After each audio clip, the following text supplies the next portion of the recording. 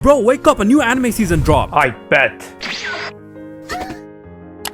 This magical girl anime looks pretty cool. A few inches later. Yo, wait a second, what the f*** did I just watch? This has to be one of the most down bad seasons of anime with this, and even this. But don't let that distract you from, well, we got one of the most anticipated manga adaptations, sequels or series that people love or meme, beautiful romances that will remind you of your non-existent love life, your classic dump of seasonal isekai series, and banging soundtracks which as usual makes its way onto TikTok to where even non-anime watchers start dancing to it. And of course, series from the previous season returning for a second core.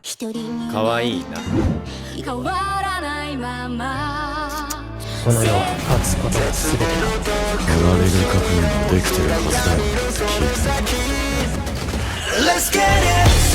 We have the popular comedy isekai Tsukimichi Moonlight Fantasy returning with the season 2, which admittedly I only started recently. I avoided it like the plague, thinking it was just going to be another generic isekai anime. But boy oh boy, as it turns out, it is in fact another generic isekai. Except the author is actually good at writing, and an unbelievably stacked cast of Japanese voice actors. Classroom of the Elite is back for season 3, and so is the resurgence of how to become like Ayanokoji videos on YouTube. Those motivational Sigma grind-set videos on how to not be emotional and get 50s on all your exams, and turn people into tools, which I frankly have a hard time taking seriously, but to each their own. At the end of the day, dreams are dreams. No one can stop you from becoming Ayanokoji. Although the fandom could be funny, I really enjoyed the light novels. You know what? Instead of me yapping, how about we get a second opinion in here? Alright, you guys have to choose one anime, only one anime collectively that everyone should watch this season. Oh, dude, it's gotta be Solo. Nah, Mashle, dude. This series is obviously Classroom of the Elite. No, come on. Dude, guys, come on. It's Frieren. The animation, the storytelling, the adventure and action is beautiful. And I'll just throw in the Apothecary Diaries as the other show that's returned for a second core, which in my opinion is just as amazing of a series with some really high quality drama, mystery, and development, and one of the most badass and entertaining female characters I've seen in anime. And this core is only starting to reveal some really interesting and emotional stuff which novel readers have been looking forward to. Literally no one is talking about this anime this season. It came out of nowhere. If you want to see an all-out action revenge story of an ex-ninja coming home to his family getting slaughtered by his former organization while being hidden in America, well, Ninja Kamui is for you. And the MC is voiced by the same voice actor of Nanami from Jujutsu Kaisen. The man, the myth, the legend, Kenjiro Suda. The Chad voice that can make you instantly bust a nut.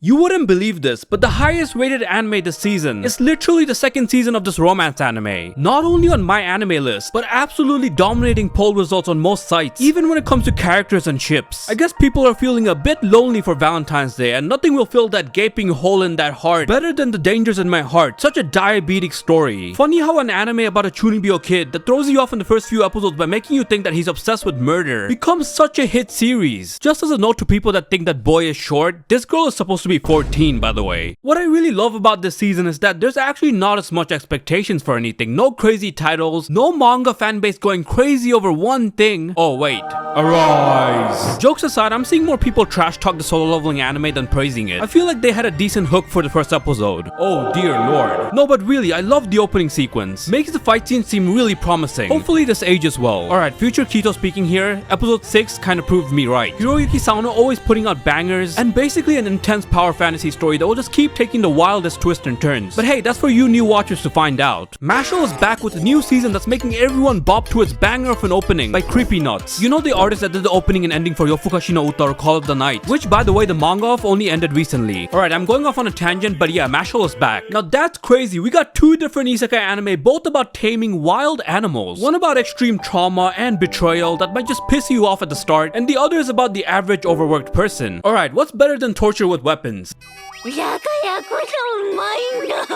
This is the answer that a demon army came up with. Torture with food. Tasty, delicious food that you know you can't resist. And that's exactly what the Demon Lord's army do to this Princess Peach or Bowsette looking person after capturing her. A food torture comedy anime called 'Tis Time for Torture Princess. If I had $1 for every isekai anime this season, I would probably have like 10. But this $1 would be well worth it because not only is it an isekai and reverse isekai where a salaryman MC, unsatisfied with life, can travel between worlds because of a parrot he bought at a pet shop in search of a companion. This anime has a little bit of everything, and I'm not putting it lightly. magical girls, maho shoujo, yanderes, evil orcs, psychics, magicians, you name it. And somehow it actually works. Point is, Sasaki and Peeps is actually really fun. As for the dollar analogy, I don't know where I was really going with that, aside from the fact that this won't be the end of the isekai anime list this season.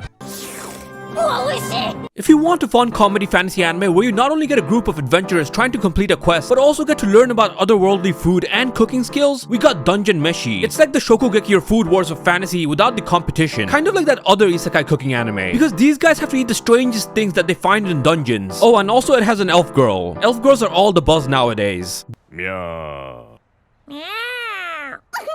This probably has to be the most chill anime this season. Because you know, being a villain is a full-time job, but even they deserve the weekends off. From fighting the good guys, trying to take over the world, enslave humanity, you name it. Enter Mr. Villain's Day Off, where we get to explore this big bad boss villain, well, on his day off, trying to visit pandas, eat ice cream, trying to talk to a cat, and even accidentally rizzing up the good guys. Almost guaranteed to put a smile across your face. We got the diabetic romance story of a deaf girl meeting a silver-haired man with thick lips, slowly opening up to each other. For some reason, has Twitter and Reddit calling him the biggest red flag in the world, despite communicating quite openly and being honest. I guess that's a red flag now. So in my personal opinion, if you want something wholesome about a girl not only forming a romantic relationship, but allowing herself to experience the world just a bit more, try A Sign of Affection.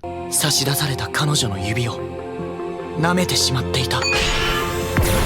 The down bad anime that we've all been waiting for, hyped up by the big man himself, GiggUK or Grant, about a boy becoming a servant for a group of powerful women to help them power up in exchange for very interesting rewards. Also, Tenka's the GOAT, Chained Soldier. Here's another down bad anime which I'm wondering how it even got an adaptation, but if you want a really messed up magical girl anime that puts Madoka to shame, especially when it comes to the levels of shock, but not in a good way, go check out Gushing over Magical Girls. Blue Exorcist is back for a new season, and oh dear lord, what happened to Rin's face? Bro really suffered from inflation. I don't really know what else to say aside from the fact that it's a nostalgic classic filled with some of my favorite characters and voice actors, namely Kana Hanazawa. You can't really have a season without your classic Gyaru or gal trope, so welcome, Hokkaido gals are super adorable. Leaning more towards comedy, so if you enjoyed rom-com with a lot of down badness, this is for you. This personal favorite rom-com of mine is back for a season 2, where a professional Smash Bros player that also is a loser in real life climbs the social ladder with the help of a girl that basically learned to fake it till you make it, obviously slowly leading to personal problems of her own. Funny how the anime does a switcheroo when it comes to character problems. Anyway, this author is just really good at writing stories based on individual identity. So if you enjoyed anime like Oregairu, you might actually enjoy bottom tier character Tomozaki-kun. Here's a rom-com between an angel and a devil where the devil falls for a girl that he thinks is human but turns out to be an angel, but can't help simping for her despite being enemies. Basically a comedy Romeo and Juliet with a lot of parodies between an angel and a devil. The foolish angel dances with the devil. We got Ishura for an all-out brawling isekai anime where people with different abilities and background are just fighting for the top. Here's an original anime, Metallic Rouge, from Studio Bones, which I'm personally enjoying, with metallic waifus that can do magical transformations into mechas, and the story of two girls carrying out a mission and trying to keep peace on Mars. Also it's from the director of Carol and Tuesday, which also happens to be about Mars. Alright, another isekai, the wrong way to use healing magic. Wait a second, that sounds familiar. But hear me out, this is different. Basically follows Ken Usato, who's a normal high schooler, and he's basically average in everything, and one day becoming friends with the president and vice president who are amazing students and above average. Reincarnation Doctor anime. I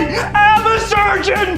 Dr. Hahn! Reincarnation Villainous anime. In all fairness, I'm really enjoying this one for some reason. Reincarnation Time Loop anime. Amazing art style, by the way, really stands out, and a really wholesome author. Modern time Kami-sama Kiss following a 16-year-old Momochi who inherits an entire mansion, and her encounter with Yokai, the demon prince of Momochi House. Modern time Inuyasha, another yokai anime but with humans and monsters against each other, and the story of some half-breeds forming a gang and going on an adventure. Sengoku Youko, Studio Mappa whipping into existence an original anime just like they do their animators. Bucchigiri. This feels like those old school classic battle shonen anime like Law of Ueki. Yet another isekai anime, but hear me out, it's a reverse isekai to normal isekai and a harem following a guy Sato who basically grew up with Hime, someone who came from another world, one day having to go back to her world and get an arranged marriage, to which this guy's like, nah, I'm just gonna go in the portal, follow this girl and marry her myself. Tales of Wedding Rings. Wait, this one actually seemed like an interesting adventure anime with a talentless guy getting eaten by a dragon, and instead of dying, waking up as a body of pure skeleton, like that dude from Overlord. The start of the anime actually feels like reading a novel because of all the monologue, but I am curious how the unwanted undead adventurer will progress. What an interesting season. But yeah, that's about it. As always, thanks for watching. If you enjoyed this video, leave a like, and if you're new here, hit subscribe for more anime, manga, and Japan related content. And we do this every season, so yeah, you have that to look forward to. And as usual, if I missed any anime, do let me know in the comment section below. I would hate to miss out on a banger. But yeah, like and subscribe. Bye bye, like and subscribe. Peace.